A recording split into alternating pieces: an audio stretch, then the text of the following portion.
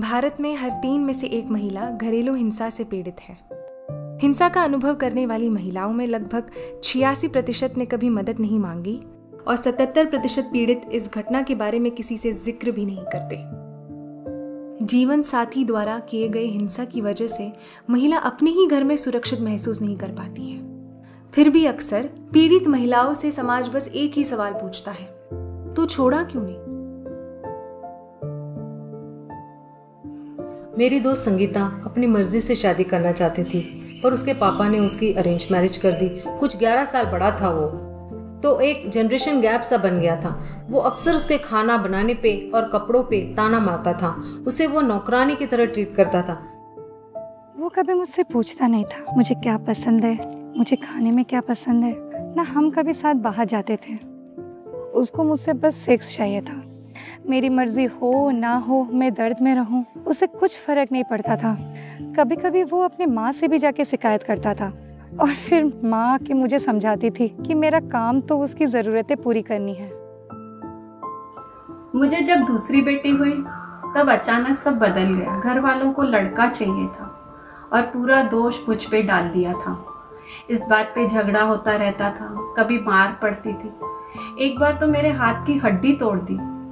2 हफ्ते तक काम नहीं कर पाई थी मैं। ससुराल वाले बेटी की देखभाल करने के लिए राजी नहीं थे, तो काफ़ी बार ऑफिस में लेट जाना पड़ता था। इसी वजह से कंपनी से हर वक्त शिकायतें आती थी, वार्निंग लेटर्स मिलने लगे। घरेलू हिंसा सिर्फ शारीरिक ही नहीं बल्कि मानसिक, लैंगिक और आर्थिक हो सकती है।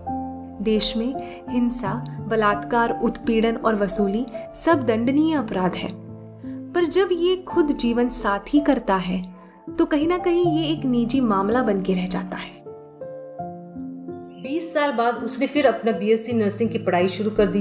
एक बार अपने क्लासमेट्स के साथ वो पिकनिक पर गई थी। वापस लौटने पर उसका पति उस पर शक करने लगा कि उसका अफेयर चल रहा है। इसी बात पे लड़ाई होती रहती थी। आखिर तंग आकर उसने सोच लिया कि अब बहुत हो गया। बेटा भी बड़ा हो गया था तो उसे और नहीं सहना, पर उसका पति उसको डाइवोर्स देने के लिए तैयार नहीं था। बदला लेने के लिए उसके पति ने मोहल्ले में जाके अफवाह फैला दिया कि संगीता का कोई नाजायज रिश्ता है और यही वजह है कि वो डाइवोर्स चाहती है। संगीता यह सह नहीं पाई। वो अपने बेटे और परिवार के लिए सहती थी। रिटायरमेंट तक अपनी जिंदगी काट ली थी इस उम्मीद से कि एक दिन सब ठीक हो जाएगा, लेकिन ऐसा कभी नहीं हुआ।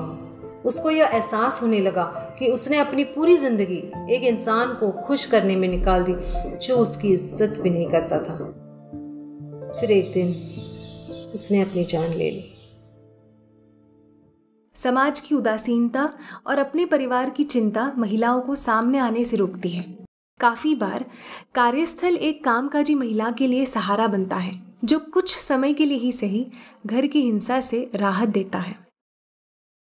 एक बार मैं ये बात मेरी दोस्त को बताया।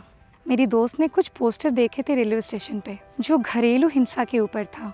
उसने मुझे यूनियन लीडर से बात करने को कहा। उनसे बात करके मुझे ऐसा लगा कि 5 साल में पहली बार मुझे मेरी समस्याओं से लड़ने की ताकत मिली है। जी ने मेरा ट्रांसफ़र अपने ऑफिस में करवाया, जहां मैं खुद को और सुरक्षित महसूस करने लगी। उन्होंने एक एनजीओ के साथ कनेक्ट करवाया, जिनके मदद से मैं अपना डिवोर्स केस फाइल कर पाई। एक दिन मेरा बॉस चेंज हो गया। नया बॉस मेरे परेशानियों को समझता था। जो नया वातावरण बन गया था ऑफिस में, उससे मुझे बहुत राहत मिली। एक बोझ कम हो गया था। मुझे लगता था कि कार्यस्थल में सपोर्ट मिलना बहुत ज़रूरी है।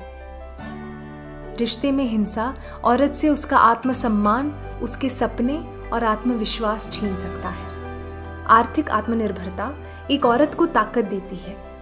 2020 के भारतीय सर्वे के मुताबिक घरेलू हिंसा से पीड़ित कामकाजी महिलाओं में से 76% ने अपने सहकर्मचारियों से हिंसा के बारे में बात की।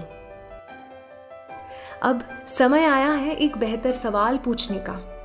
हमारी क्या भूमिका है घरेलू हिंसा को रोकने में? चुप्पी तोड़ो, अपने कार्यस्थल में भी।